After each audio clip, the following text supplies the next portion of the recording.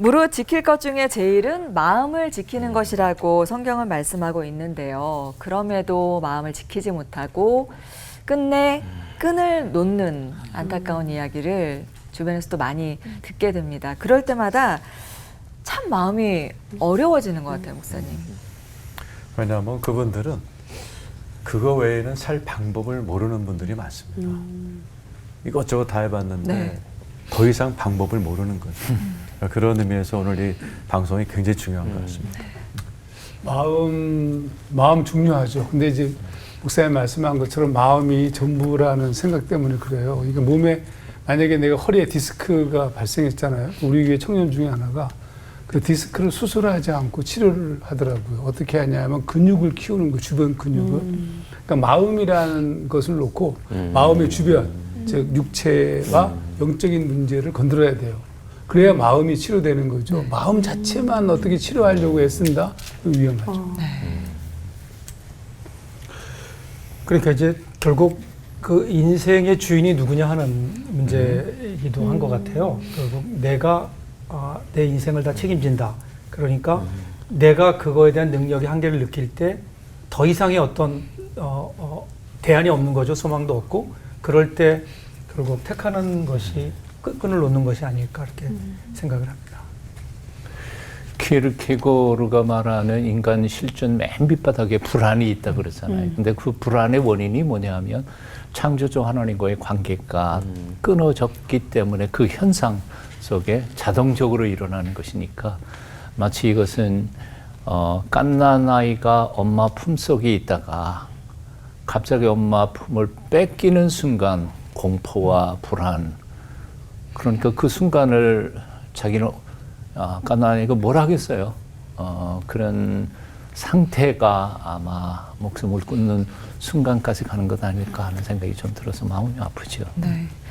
위기의 순간을 겪고 계신 분들이 계시다면 그분들께 오늘의 이야기가 꼭 가서 닿아서 좀 생명을 살리는 그런 방송이 된다면 좋겠는데요. 오늘 2부 주제 피투성이라도 살아만 있으라라는 간절한 주제로 이야기를 나눠볼까 합니다. 임채영 목사님, 서정호 목사님 설교 듣고 이야기 나누겠습니다.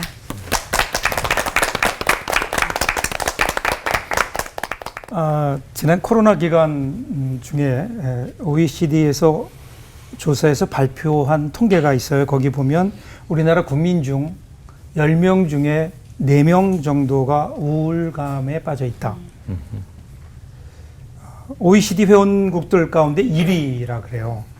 그리고 이런 우울감은 우리 국민의 자살률과 무관하지 않습니다. 우울함이 우리 사회 전체에 깊게 자리 잡고 있고, 그리고 누구라도 이러한 우울감에 빠져들게 되고, 그러면 그 결과는 정말 안타까운 결과로 이어질 수도 있는. 근데 여기에 신앙인들도 예외가 아니라는데 더 큰 문제가 있어요. 오늘 본문에 나오는 엘리야를 한번 보세요. 엘리야, 그러면 그가 어떤 사람입니까? 적어도 이 사람만큼은 우울감에 빠지지 않을 것 같은 사람이죠. 바알 선지자 450명과 갈멜산에서 싸워서 이겨내었던 그뿐인가요? 그 후에 3년 반 동안 비가 오지 않았는데 갈멜산 위에서 그가 기도했더니 비가 내리는, 뭔가 우리와는 다른 세계 사는 사람처럼 보이는데, 그런데 이 사람에게도 우울감이 찾아오죠. 열왕기상 19장 3절 4절 보면요, 이 형편을 보고 일어나 자기의 생명을 위해 도망하여 유다에 속한 브엘세바에 이르러 자기의 사환을 그곳에 머물게 하고 자기 자신은 광야로 들어가 하루길쯤 가서 한 로뎀나무 아래 앉아서 자기가 죽기를 원하여 이르되 여호와여 넉넉하오니 지금 내 생명을 거두시옵소서. 나는 내 조상들보다 낫지 못하니이다 하고. 그러니까 영웅적인 모습을 보여주었던 이 엘리야, 근데 이 엘리야가 보여주는 그 모습들을 보세요. 두려워했다, 급히 도망하고 목숨을 살리려고, 이런 호소들을 귀에 한번 우리가 귀담아 보면요, 지금 오늘 이 시대에 우울증에 빠져 있는 사람들이 이야기하는 것과 다르지 않아요. 희망이라는 의욕도 상실한 채 아무것도 하고 싶지 않고 더 이상 무언가에 대한 소망도 없고, 그냥 지금 상황에서는 딱 죽었으면 좋겠다라고 지금 이야기하고 있는 사람이 바로 엘리야인 거예요. 곁에 아무도 없어요. 떼약볕 밑을 터벅터벅 걸어가다가 그는 로뎀나무 그늘에 앉습니다. 그는 한없는 무력감을 느끼면서 이렇게 얘기해요. 오 야훼여, 이제 다 끝났습니다. 저의 목숨을 거두십시오. 저는 선조보다 나을 것이 없는 못난 놈입니다. 무엇이 이를 이렇게 만드는지 모르지만 지금 엘리야는 갑작스러운 우울증에 깊이 빠져 있는 것으로 보입니다. 자, 그런데 5절을 보세요. 로뎀나무 아래에 누워 자더니 천사가 그를 어루만지며 그에게 이르되 일어나서 먹으라 하는지라. 모든 것 포기하고 누워있는 엘리야에게 천사가 찾아와요. 그리고 그를 깨워요. 엘리야가 깨워보니까 머리맡에는 이제 막 만들어진 떡과 물 한 병이 놓여 있는 거예요. 그래서 그것을 먹으라고 하니까 그것을 먹어요. 그리고 다시 차요. 주님이 다시 깨우시면서 일어나라, 먹어라, 아직도 갈 길이 많이 남아있다. 그래서요, 엘리야는 자다가 깨우면 일어나서 먹고 또 자고, 또 와서 천사가 깨우고 그러면 일어나서 먹고 마시고 또 자고, 그리고 힘을 얻어서 40일 동안을 걸어서 하나님의 산에 이르게 되고 거기에서 하나님을 다시 만나게 되거든요. 무엇이 이 엘리야를 회복하게 했을까요? 물과 떡일까요? 만일에 물과 떡만 그 자리에 있었다면 엘리야가 먹었을까요? 나는 이제 죽기를 원합니다. 이런 사람이 그것을 아마 먹지 않았을 겁니다. 중요한 것은 하나님께서 천사를 보내셨다는 거죠. 저는 이 천사라는 존재를 조금 생각해 봤어요. 천사라는 존재는 천사가 가진 이미지를 보세요. 하나님도 아니고 사람도 아닌, 어떤 의미에서는 하나님과 사람 사이를 이어주는 이 두 이미지를 모두 가지고 있거든요. 그러니까 엘리야가 회복할 수 있었던 이유는 뭘까? 그러면 천사와의 만남이에요. 즉 하나님과 사람과의 만남. 이 만남을 통해서 죽음에서 생명으로 전환이 시작되는 거예요. 만일에 이 만남이 없었다면 엘리야는 회복되지 않았을 거예요. 모든 자살은 사회적 타살이다라는 뒤르켐의 말이 새삼 떠오릅니다. 독일의 사회학자였죠. 뒤르켐이 1897년 발표했던 그 자살론에서 자살은 사회적 현상이며 자살의 원인 역시 사회적 문제에 있다 주장하면서 자살의 원인이 뭐냐? 실제로 어떤 사회적 유대의 부재, 즉 개인이 사회에서 고립되어서 멀어질수록, 혼자 될수록 자살률이 높아진다. 실제로 자살하는 사람들의 공통점을 보면 주위에 사람이 없어요. 어떤 단체로부터 가족과 친지들로부터 떨어져 나와서 혼자 있게 되고 결국은 그것이 자살에 이르게 하는 거죠. 그렇다면 오늘 우리가 이 자살의 문제를 여러 가지 많은 원인을 분석해보고 또 다른 방안이 제시될 수 있겠지만 그보다 더 중요한 것은 주위에 함께 할 수 있는 이런 만남이 있는 삶이 우리에게 필요하지 않을까. 우리말인데도 낯설게 느껴지는 말 중에 하나가 그레발이라는 말이 있어요.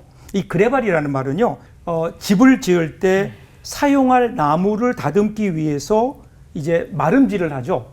나무를 깎고 닦는 일이 있어요. 이 마름질은 나무를 치수에 맞춰서 베거나 자르고 그리고 그것에 따라서 그것을 만들어가는 건데 길이에 맞춰 자르기 위해서는 나무에 표시를 하게 되죠. 표시를 하게 되는데 그때 사용하는 도구를 그레라고 합니다. 이 그레발은요, 나무를 자를 때 원래 치수보다 조금 여유를 가지고 더 길게 자른 부분을 이루는 말이에요. 이것이 그레발이에요. 그레발을 두는 이유는 뭘까요? 혹시라도 집을 지었는데 무언가 잘못돼서 이것이 짧으면 사용할 수 없잖아요. 그래서 조금은 여유를 두는 거예요. 오차를 대비하기 위해서예요. 나무의 길이가 길면 뭐 잘랐으면 되는 거 아니에요? 그래서 이 그레발을 잘라 없애는 것을 그레발을 접는다 이렇게 얘기합니다. 우리 마음에도 이런 좀 그레발이 있으면 얼마나 좋을까요? 이 여유죠. 마음의 여유. 여유는요, 믿는 구석에서 나옵니다. 믿는 구석에서. 믿는 구석이 뭘까요? 믿음 아닐까요? 하나님이 우리를 사랑하신다는 것을 믿는 것. 내일 아궁이에 던져질 들풀도 하나님께서 저렇게 입히시는데 하물며 너희들일까 보냐. 하나님의 형상대로 지음받은 우리들이야 하나님께서 분명하게 우리를 지켜주시지 않겠는가. 여러분 이 믿음의 그레발. 그리고 함께 할 수 있는 사람, 내가 다가 아니고 그때 옆에서 함께 그 문제를 위해 기도해주고 함께 그 문제를 해결하기 위해서 노력해주는 주위에 사람들이 있다면, 그럼 우리는 여유를 가지고 살아가며 우리 마음의 그레바를 좀 넓게 펼칠 수 있지 않을까요? 오늘 우리들 마음속에 우리 하나님과의 만남, 그리고 우리 주위에 있는 사람들을 다시 한번 돌아보면서 우리의 그레바를 한번 넓혀볼 수 있다면, 그러면 우리는 더 건강한 삶을 살 수 있다고 생각합니다. 아멘. 기도하겠습니다. 하나님 고맙습니다. 그저 우리는 우리가 다인 줄 알고 우리가 다 하면 끝내려고 합니다. 그러나 그때 하나님이, 그리고 우리 주위에 함께하는 우리 친구들이 있다는 사실을 기억하게 하시고, 그것이 우리에게 영적 여유가 되고 더 힘있게 건강한 삶을 살아가는 우리 모두들 되게 하여 주옵소서. 예수님 이름으로 기도합니다. 아멘.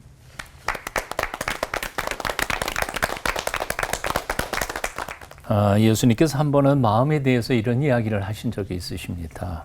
한 사람이 있었단다.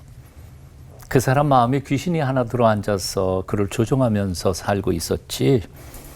어쩌다가 이 귀신이 그 사람 마음에서 나와서 사방을 방황하며 돌아다니다가 마땅히 있을 곳을 찾지 못해서 다시 되돌아와서 그 사람 마음을 들여다보니까 그 마음이 텅 비었고 주인도 없고 소재는 잘 돼 있고 깨끗하게 정돈되어 있었단다. 그래서 그 귀신이 그 마음속에 들어가면서 자기보다 더 악한 7 귀신을 데리고 들어가서 난장판을 치니까 그 사람 마음이 예전보다 더욱 비참해졌단다. 이 이야기를 하시고 예수님께서는 결론을 이렇게 맺으셨죠. 이 세대의 사람들의 마음이 바로 이와 같다 하신 겁니다. 이 비유의 말씀 속에서 예수님께서는 우리에게 뭘 가르쳐 주시려고 하셨던가? 많겠지만 그 중에 딱 한 가지 짚어낸다면 바로 이런 것입니다. 인간의 마음은 텅 빈 상태로 내버려 둘 수 없다는 가르침입니다. 주인 없는 마음에는 악한 마음도 더러운 마음도 추한 귀신들도 얼마든지 드나들 수 있다는 거죠. 성 어거스틴은 이런 표현을 했습니다. 어둠이란 따로 존재하는 것이 아니다. 빛이 없는 것이 어둠이다. 죄가 따로 존재하는 것이 아니다. 의가 없는 것이 죄일 뿐이다. 그렇습니다. 곰곰이 생각해 보면 하루라도 선을 생각하지 않으면 우리 마음속에는 어느 사이에 악한 것들이 들어와 그냥 난장판을 피우게 되는 거죠. 우리의 마음에 선으로 채우지 않으면 악이 어느 사이인가 채워지고, 우리 마음에 사랑으로 채우지 않으면 증오심과 미움이 나도 모르는 사이에 들어오게 된다는 거죠. 교만 왜 생길까요? 겸손한 마음이 없을 때 교만한 마음은 저절로 일어나게 되는 것이니까요. 절제하는 마음으로 채우지 않으면 사치스러운 욕망이 우리의 마음을 휘잡게 될 수밖에 없습니다. 인생의 주인이신 하나님이 우리 마음속을 통치하지 않으시면 마귀가 내 마음을 지배할 수밖에 없는 거죠. 오늘 이런 질문을 해봅니다. 여러분의 마음은 지금 무엇이 들어있습니까? 좀 드러내기가 곤란해요. 여러분의 마음은 누가 다스리고 있습니까? 하나님이십니까? 아니면 마귀입니까? 아니면 별로 대단치도 똑똑하지도 않은 나라고 하는 한 인간이 내 마음을 다스리고 있다고 착각하고 있는 것은 아닐까요? 여러분의 마음이 악이 아니라 선으로 채워지시기를 축원합니다. 미움이 아니라 사랑으로 채워지고, 절망과 낙심과 우울증과 이런 것들이 아니라 하늘의 평강과 위로, 그리고 천국 소망으로 채워지시기를 기도합니다. 자, 그렇게 되려면 어떻게 해야 할까요? 2가지 소개합니다. 그 첫째는 날마다 순간마다 자기 마음속을 성찰해야 한다는 겁니다. 지난 한 1500년 동안 기독교 역사 속에서 우리에게 선배들이 물려준 것 중에 한 가지가 바로 성찰 기도라고 하는 거죠. 성찰 기도. 오늘 나는 내 인생, 하나님께서 허락하신 인생을 하나님이 원하시는 길을 걷고 있는지 아닌지, 내 마음에는 정말 내가 원하는 마음으로 성숙해 가고 있는지 아닌지를 날마다 순간마다 돌아보는 걸 말합니다. 내 딴에는 내가 지금 잘 살고 있다고 생각하지만 나도 모르는 사이에 조금씩 벗어나면서 어느 순간에 딱 돌아보니까 아, 이제는 돌아갈 수 없겠구나 하고 절망하는 순간이 올 때가 있다는 거예요. 굉장히 두려운 거죠.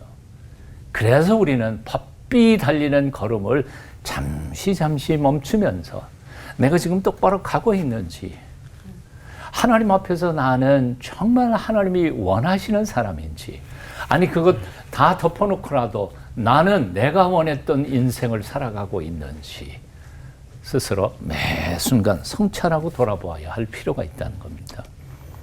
사도 바울은 고린도후서 13장 5절에서 이렇게 말했습니다. 너희는 믿음이 있는가 너희 자신을 시험하고 너희 자신을 확증하라. 영어 성경에 보니까 이렇게 돼 있어요. Examine yourself to see if your faith is genuine. 너의 믿음이 진짜인지 가짜인지 검증해 보라는 거예요. 그 뒤에 가면 내가 그리스도 안에 버림받은 자인지도 모른다는 걸 체크하라는 거예요. 나는 신앙생활 열심히 하는 것 같은데 사실은 내가 첫사랑 잃어버렸고 이미 다윗처럼 하나님을 가장 사랑하고 그리고 섬겼던 사람인 것 같은데 실제로는 아닌 사람, 심지어는 양심과 마음까지 다 부서져 버린 버림받은 사람이 되고 있는지에 대하여 날마다 돌아보라는 겁니다. 자, 이게 첫 번째입니다. 자기 성찰입니다. 성찰 혼자만 하는 게 아니라, 도 닦는 게 아니라 주님과 함께 나의 마음을 같이 들여다보면서 주님의 도우심을 구하는 거죠. 그래서 두 번째가 바로 나의 마음 그리고 나의 인생의 주인이신 예수 그리스도, 그분을 내 마음속에 모셔드리고 그분의 통치를 위하여 기도할 필요가 있는 겁니다. 시편 기자는 이렇게 말합니다. 시편 139편 23절에 보니까 하나님이여 나를 살피사 내 마음을 아시며 나를 시험하사 테스트해 보시고 내 뜻을 아옵소서. 내게 무슨 악한 행위가 있나 보시고 나를 영원한 길로 인도하소서. 하나님 테스트해 봐 주세요. 그리고 나를 심판하지 마시고 나를 하나님의 구원의 길로 인도하옵소서. 사실 내 마음, 우리 주님께서 이렇게 말씀하셨죠. 천국은 어디? 여기 있다 저기 있다 믿지 마라. 내 마음이 있느니라. 천국이 내 마음속에 있다는 말이 무슨 뜻일까요? 천국 또는 하나님의 나라, 여기를 영어로 The Kingdom of God라고 했죠. 하나님이 킹이 되셔서 다스리는 영토가 하나님의 나라인데 어떻게 이 마음이 그렇게 될 수 있을까요?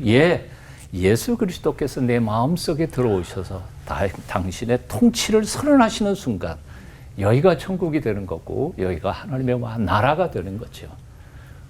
매 순간 내 마음속에 예수님을 모셔드리면서 왕이여 오늘 이 순간도 내 마음, 내 생각, 나의 논리적인 이 생각만이 아니라 감성적인 부분까지도 당신의 나라를 이루어 주시고 통치하옵소서. 기도할 때 하나님께서 우리를 마음을 지켜주시고 도와주실 줄로 믿습니다. 아멘. 그렇게 되시기를 축원합니다. 아멘. 이 순간도 우리 마음속에 오셔서 마음문 앞에서 두드리고 계시는 주 예수님, 왕이여 내 마음속에 들어오셔서 당신의 나라를 통치하여 주시옵소서. 아멘. 예수님의 이름으로 기도합니다. 아멘. 아멘.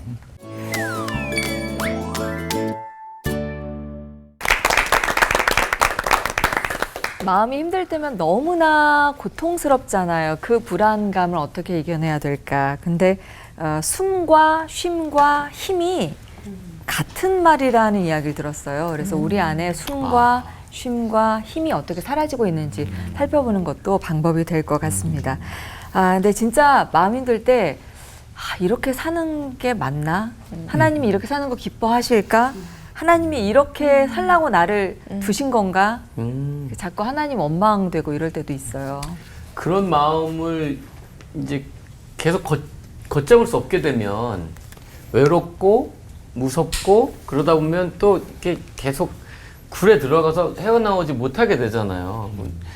그러면 하나님이 어떻게 마음을 만드셨길래 이렇게 되셨을까? 성경에서 그런 그에 대한 어떤 말씀이 있는지 좀 궁금해요.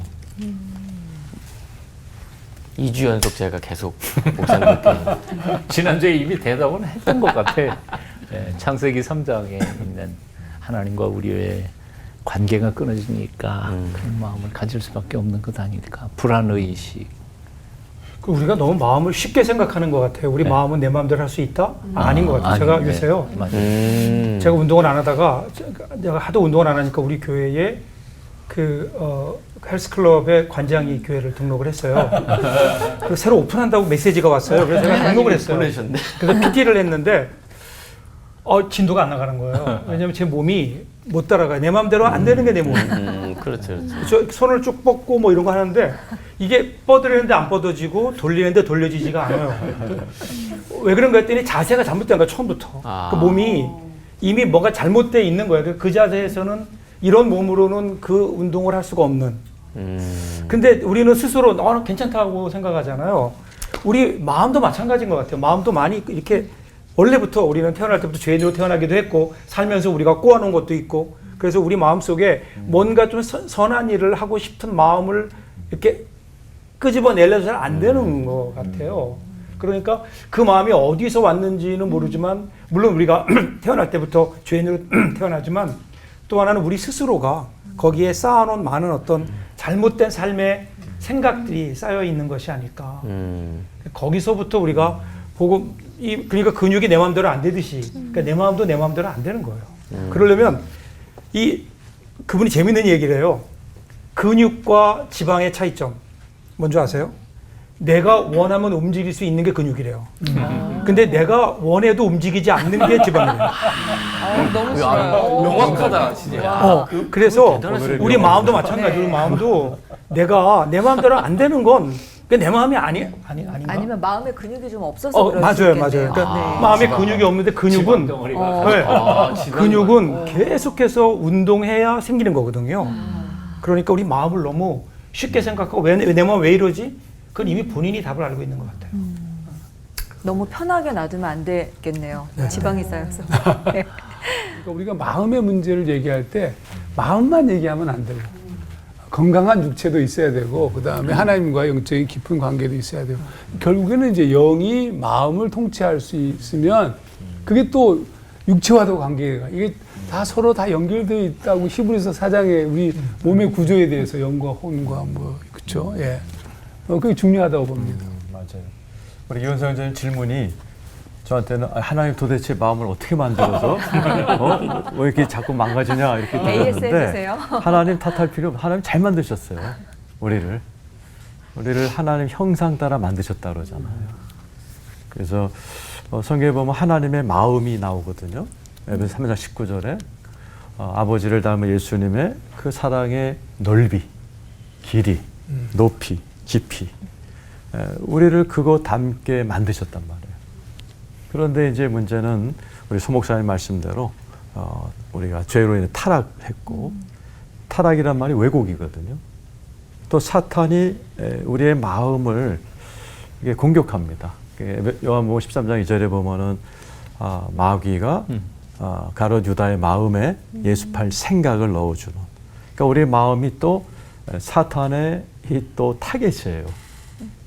또 우리가 자라면서 스스로 잘못 마음 먹은 것들, 또 죄인 출신인 부모님들이 쏟아부은 것들, 또 학교, 군대, 이런 환경, 굉장히 복잡한 것들이 우리의 마음을 원래 잘 만드셨는데 우리의 마음을 이렇게 왜곡시켜 버려서 원래 넓어야 될 우리 마음이 아주 이게 참새의 마음처럼 좁아져서 조그마한 것에도 불안해하는 불안증이 생기는 거고. 굉장히 하나님의 고차원적인 의식으로 높은 의식을 갖고 살게 만드셨는데 이게 타락해갖고 짐승마도 못한 말을 하고 생각하며 살게 만들고 굉장히 심오한 마음, 깊은 마음을 갖고 살게 했는데 이게 깊이 있는 들어가는데 사탄이 왜곡해갖고 거기에 빠져 들어가면 헤어나지 못하는, 그래서 집안에 틀어박히고 자기 마음이 감옥이 되는. 그래서 아까 성경에서 보면은 사도 바울이 오래 나는 공부한 자로다, 딜레마에서 못 빠져나오잖아요. 또 오늘 목사님 설교하신, 목사님 말씀하신 엘리야도 막 날 죽여달라고 그러고.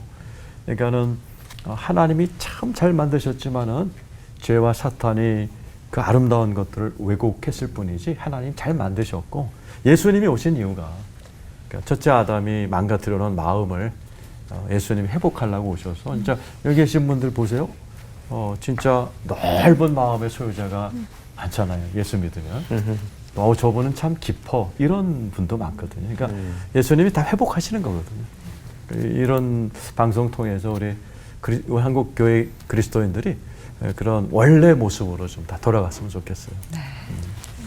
마음이 아프다라는 게 보이지 않는 거라서 더 참 어떻게 말을 하기가 맞아. 어려운데, 이 마음이 찢어지는 것처럼 아프거나 아니면 지금 내가 살고 있는 이 현실이 지옥과도 같고 사망의 음침한 골짜기를 걷는 것 같이 막 느껴질 때, 그럴 때도 혹시 마음을 지켜낼 수 있는 어떤 특단의 조치가 있을까요, 서정호 목사님?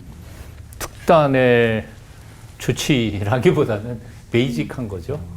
가장 기본적인 게 뭐 우리가 건강할 수 있는 가장 묘수, 뭐 밥 잘 먹고 운동하고 그러는 것처럼 사실 이제껏 우리가 얘기했던 거에 총 정리가 될 수 있을 것 같은데요. 바로 자기 자신을 돌아보는 것이 필요하지 않을까 하는데, 이런 것들이에요. 돌아본다는 거 굉장히 어려울 것 같은데 사실은 그렇게 어렵지 않아요. 또 우리 크리스찬들에게는 예수 믿지 않는 사람들과는 달리 우리에게 큰 축복이 임마누엘 하나님이 우리와 함께 같이 계시잖아요. 그러니까 나 혼자 산에 올라가고 도 닦는 게 아니고 내 곁에 계시는 성령님께 묻고 대답을 들으면서 자기 자신을 돌아보는 것이 일상생활 속에서 습관화만 된다면 얼마든지 마음은 다듬어질 수 있는 거죠. 예를 든다면 바로 이런 거예요. 보통 이제 성찰 기도라고 하는 것을 우리가 훈련하게 되는데, 영성 수련에서 성찰 기도 굉장히 용어 들으면 굉장히 어려워요. 하지만 하루에 많이 하면 2번, 적게 하면 저녁에 잠자리 들기 전에 한 번만 해도 돼요. 뭐 길게 2시간 하는 게 아니고 10분에서 15분 정도만 하루를 돌아보면 돼요. 하루를 돌아보되 이 수련 방법에 있어서도 양심 성찰, 의식 성찰 뭐 이런 얘기들이 나오는데 헌의에서 쓰시는 분들도 있고요. 근데 양심 성찰 그러면 뭐고 하니, 내가 지난 하루 동안에 내가 산 거를 돌아보면서 내가 이런 잘못도 했고 저런 죄도 짓고 뭐 그러다가 보면 양심의 기준에 의해서 나의 행동을 돌아보는 거죠. 근데 그러다가 보면 물론 잘못한 거 고칠 수도 있고 그렇지만 전반적으로 우리의 선배들도 마찬가지였어요. 한 1500년 동안 매일 저녁에 성찰하다가 이런 죄 지은 거 생각나고 저런 죄 지은 거 하면 한 3-4번 하다가 나중에는 하고 싶지가 않아. 자기 자신의 허물과 죄가 잘한 것만 있는 건 아니거든요. 우리는 늘. 그래서 가르쳐 준 게 뭔가 하니, 자신의 죄에 집중하지 말고 자신의 허물과 죄를 실수한 것들을 돌아보면서 그럼에도 불구하고 나를 용서하시고 지켜주시는 하나님의 용서와 긍휼과 그 사랑에 초점을 두고 저녁에 성찰하라. 그리고 죄 졌으면 회개하면 되고, 그리고 회개하고 또 다시 죄를 지을 수 있는 가능성이 얼마든지 많잖아요. 그러니까 그것조차도 하나님의 능력에 맡기고, 나 내일 똑같은 죄 질지도 몰라요. 그렇지만 하나님 저 아시잖아요. 저 좀 붙잡아 주세요 하고 기도하고 맡기고 잠자리에 들어가는 거. 이거를 매일 어떤 때는 잊어먹고 못할 때도 있겠죠. 그것조차 죄책감 가지지 말고 가능한 대로 저녁에 하루를 돌아보면서 자기의 죄책감 그리고 실수 이런 것들을 그날 정리할 때 마치 아침에 일어날 때 세수하고 저녁에 잠잘 때 세수하는 것처럼 내 마음의 세면을 하고 넘어가면 내 무의식 속에 나도 모르는 사이에 죄책감이 들어가 쌓인다든지 이런 것들이 없어지는 거죠. 그러다가 보면 뭐 특별히 해결이 안 되는 것들이 있어요. 그럴 때에는 뭐 한 달에 한 번 집중해서 그 문제를 놓고 기도하고 성찰할 수도 있고요. 그럴 때 우리는 자유함을 얻게 되지 않을까 하는 생각이 듭니다. 하루에 세수 몇 번 해요? 한 3번 하는 것 같습니다. 제가 불려 말했는데요. 네. 마음은 하루에 몇 번 아무도 씻어요? 안 하는 거. 그것만 하면 될 것 같아. 그 아까 우리 한 목사님 말씀에 좀 이렇게 연이으면 한국 교회의 신앙이 너무 적극적이에요. 그러니까 내가 자꾸만 주도하려고 해요. 그 사실은 신앙은 어떤 의미에서 수동적인 신앙이면 예를 들면 우리가 우리 죄를 자백하면이라고 얘기할 때 그 자백이라는 말이 호모로고라는 얘기거든요. 그렇죠. 그게 뭐냐면 같은 말이에요. 그러니까 호모 같은 로고 말. 그러니까 이건 뭐냐면 사실은 자백이라는 것은 성령께서 우리를 비춰주시고 우리에게 하시는 말씀이 있다고요. 그 말씀에 대해서 하나님 옳습니다. 이게 사실 이런 의미거든요. 그러면 가장 먼저 해야 될 게 뭐냐면 성찰인 것 같아요. 그러니까 내 자신의 모습을 먼저 좀 하나님 앞에 내어놓는 일들, 그리고 그 앞에 드러난 내 모습을 좀 보는 거. 근데 우리는 그거를 보기 이전에 그냥 문제들만 가지고 하나님과 딜하려고 하다 보니까 우리 변화는 되지 않고 그냥 환경의 문제만 가지고 이야기하고 있는 게 아닌가. 그러다 보니까 우리 마음이 변화되지 않는 그런 모습이 좀 우리에게 좀 있는 것 같아요. 너무 좋은 방법을 말씀해 주셨는데 안타깝게도 그 방법을 모르거나 혹은 알고도 실천하지 못해가지고 점점 우울의 늪으로 빠져들어가는 사람이 있잖아요. 그렇게 우울증이 심해지면은 간혹 이런 생각을 하기도 할 것 같아요. 죽으면 천국 가는데 죽는 게 낫지. 차라리 이렇게 지옥 같은 현실을 살아야 하나 이런 생각이 들 것 같은데 그럼에도 불구하고 이렇게 피투성이인 세상, 이런 피투성이어도 살아가야 하는 이유가 뭔지 이지용 목사님 너무 궁금하고요. 또 성경에도 그런 게 쓰여 있나요? 절대로 끈을 놓지 말아라. 끈을 놓으면 안 된다. 이런 말도 있는지 궁금합니다. 네, 물론 뭐 오늘 우리 이게 주제잖아요. 처음에 나오는 게 그 에스겔에 나오는 말씀인데 그런 생각이 들어요. 우리가 사실은 우리의 말로 뭘 설명한다는 게 쉽지 않은 것 같아요. 그런 마음을 가지고 있는 분들에게. 사실은 몰라서 그런 건 아니에요. 아는데도 그게 마음에 와닿지를 않을 뿐이에요. 근데 그럼에도 불구하고 이야기할 수밖에 없는 거예요. 우리가 피투성이가 되어서라도 살아야 되는 이유, 그 이유는 하나님께서 우리를 향한 계획이 아직도 끝나지 않았기 때문이다. 이렇게 대답하고 싶어요. 나는 끝났다 그러지만 사실 우리 신앙이 그런 거 아니에요? 우리 신앙이 내가 시작한 게 아니에요. 하나님께서 시작하신 거예요. 어느 날 오셔서 내 손을 잡아주신 거예요. 그런데 우리는 내가 손을 놓으면 끝날 줄 알지만 하나님은 여전히 손을 잡고 계신 거예요. 그 하나님의 손을 좀 보는 것이 필요하지 않을까. 그래서 우리 신앙의 선진 가운데 17세기에 그 청교도들이 그 많은 고난 가운데 있을 때 만날 때마다 하는 인사가 있어요. 그건 뭐냐면 내 인생에 가장 좋은 것은 아직 오지 않았습니다. 내 인생에 가장 좋은 것은 아직 오지 않았습니다. 서로 그렇게 인사하면서 서로를 다독이고 격려했다고 해요. 그래서 오늘 우리도 그런 인사로 서로를 격려했으면 좋겠습니다. 마음이 아픈 사람들 이야기를 하면서 저도 제 주변에 또 이렇게 아팠던 친구 생각이 나서 좀 유독 오늘 생각이 많아지는데요. 근데 보듬어 줄 수 있는 그런 공동체가 있었다면 어땠을까라는 좀 안타까움이 있거든요. 근데 교회가 아픈 사람들이 오는 곳이어서 그 안에 회복이 이루어진다면 좋겠는데 그 안에서 더 상처를 받는 경우도 많이 있고요. 그래서 우울증과 자살 문제는 단순한 문제가 아니고 이제 공동체의 힘이 좀 필요하지 않나라는 생각도 좀 들거든요. 그래서 준비한 돌발 질문, 오늘은 특별히 주관식으로 준비를 했습니다. 그래서 질문을 들으시고 떠오르시는 걸 바로 답해 주시면 감사하겠습니다. 내가 우울할 때 가장 의지하는 마음의 그레발은 하나님은 빼고 이 사람 또는 이것이다. 자, 하나, 둘, 셋! 한 분씩. 우리가 OX에 맨날 꽂혀 있어서. 그레발의 원조. 아, 그레발의 원조. 저는 네. 친구인 것 같아요. 친구. 친구들. 네. 마음을 터놓을 수 있는 친구. 그래서 항상 목회하거나 살아가면서 어려운 일이 있을 때 친구들을 만나죠. 친구들 만나면 속에 있는 얘기를 다 해요. 그러고 나면 뭔가 내가 내 안이 들여다보이는 그러니까 이렇게 상한 감정으로 덮여 있었던 친구들은 별로 안 좋아하는 것 같아요. 그러니까. 헤어지고 나면 아, 내가 너무 많이 만나 이런 생각도 맞아. 그럴 때 있어. 근데 그런 것들을 통해서 또 나도 또 그렇게 들어줄 때가 있고요. 그러면서 서로에게 자기의 이야기를 하는. 한 번은 제가 뭐 우리 교회 그 전에 방송 나가는데 이게 저에게 그 장로님들이 너무 어렵다 뭐 이런 제가 얘기를 막 한참 했어요. 그랬더니 우리 친구 중에 하나가 농촌에서 목회하는 친구인데 야 나는 그런 장로님이라도 한 분이라도 있었으면 좋겠다 그러는데 제 마음이 확 치료가 됐어요. 위로가 예.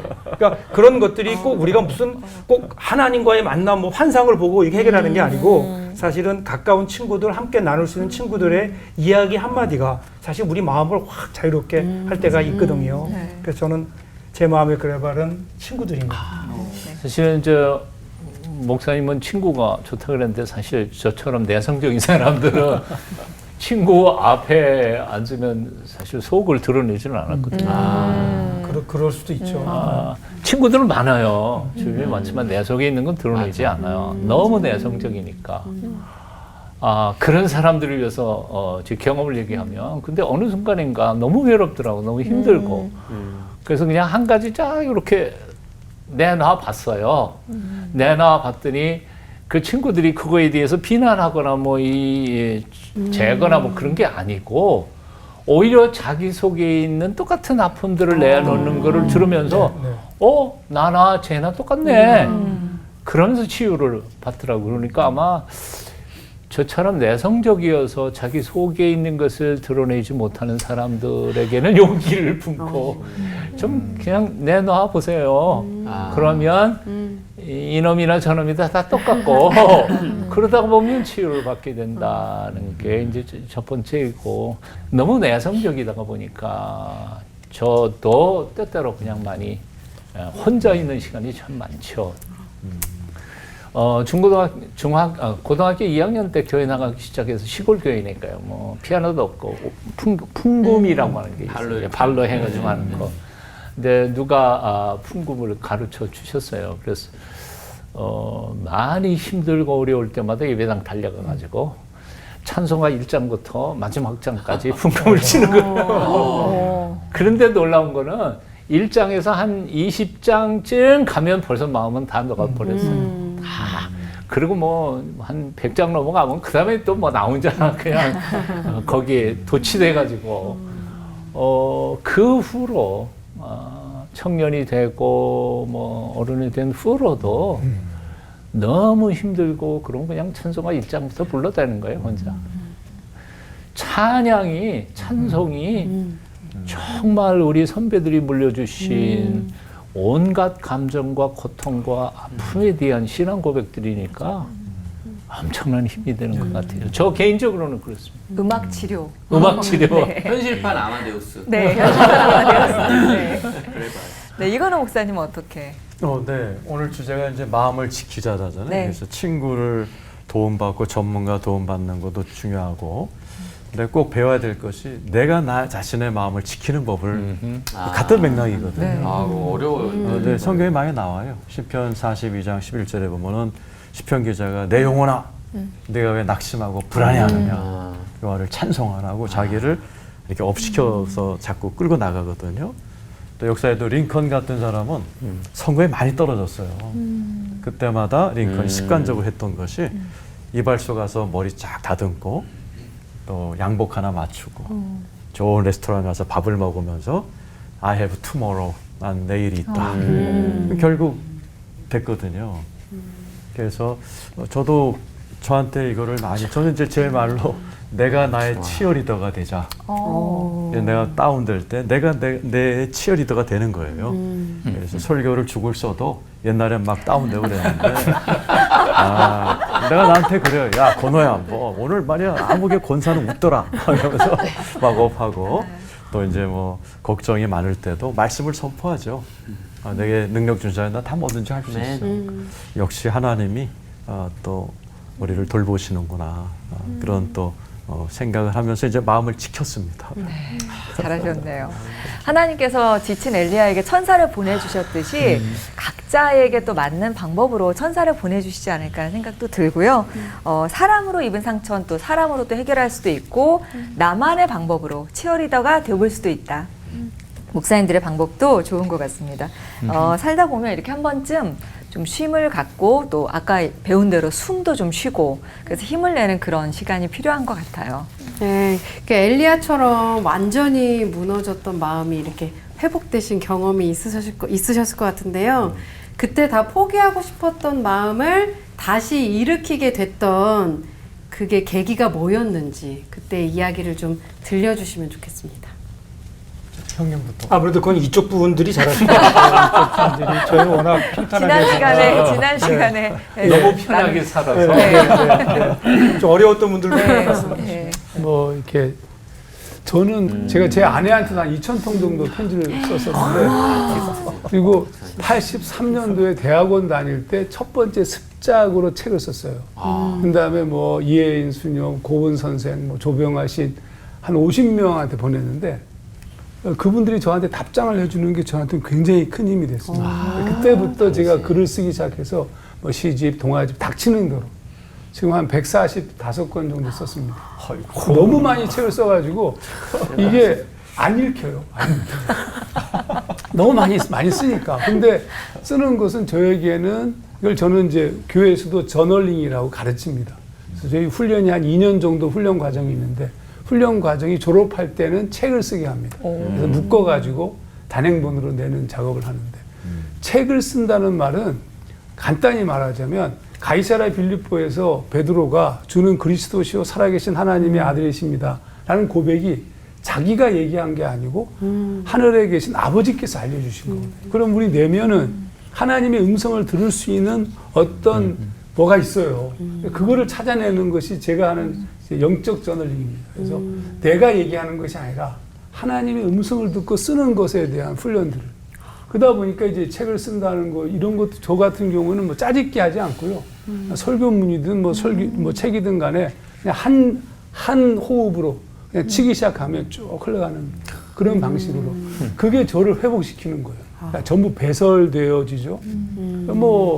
그러니까 음악을 들으면서 회복되어지고 그리고 주시는 글을 그냥 매일 정해진 시간에 끊임없이 글을 써고 저는 그런 부분들이 좀 필요한데 한국교회나 목사님들이나 또 우리 신학생 등등도 보면 글 쓰는 거 못하고요.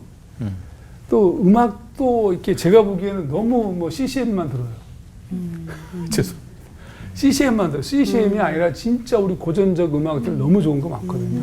영적인 깊이가 있습니다. 그런 음악들을 좀 들으면서 회복을 배워야 되지 않을까 이런 생각이 뭐 저는 뭐 다 말씀하신 것 같아요.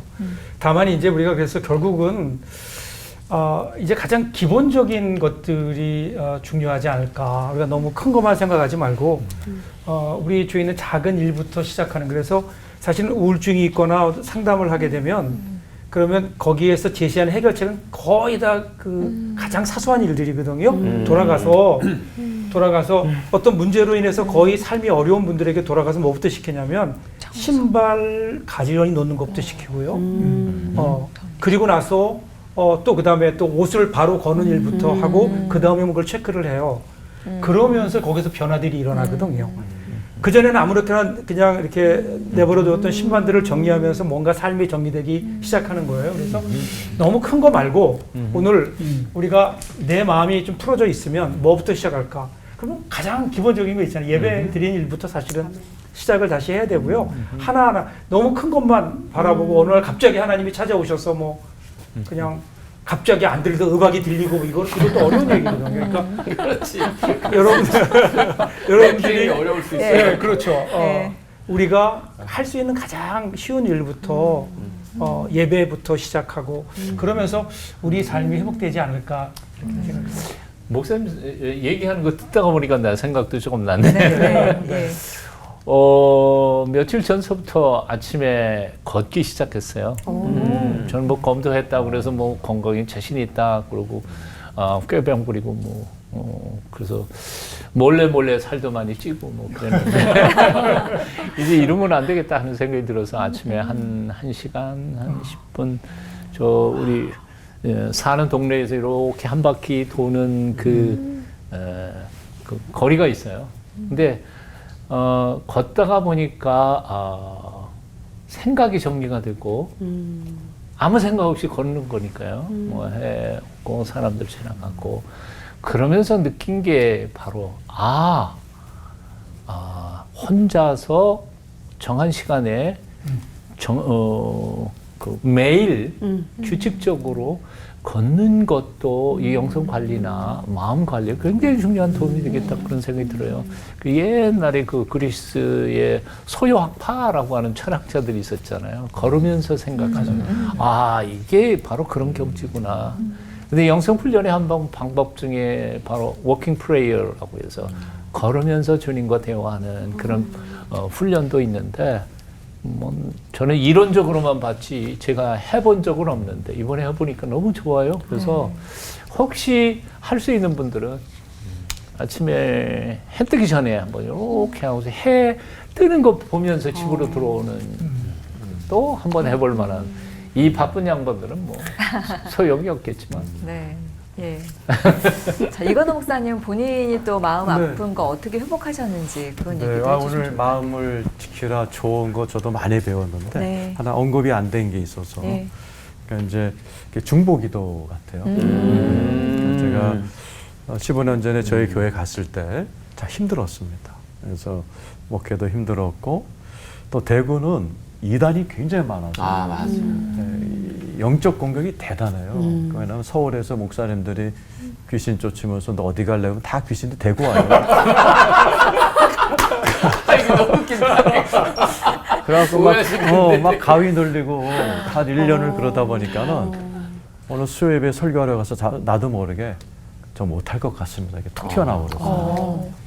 그러니까 예배 끝나고 나서 이제 장로 회장이 찾아오셔서 목사님 우리가 봐도 힘들어 보이신다 그러면서 장로님이 31분이셨는데 우리가 금식 기도를 하겠습니다. 하루에 한 명씩.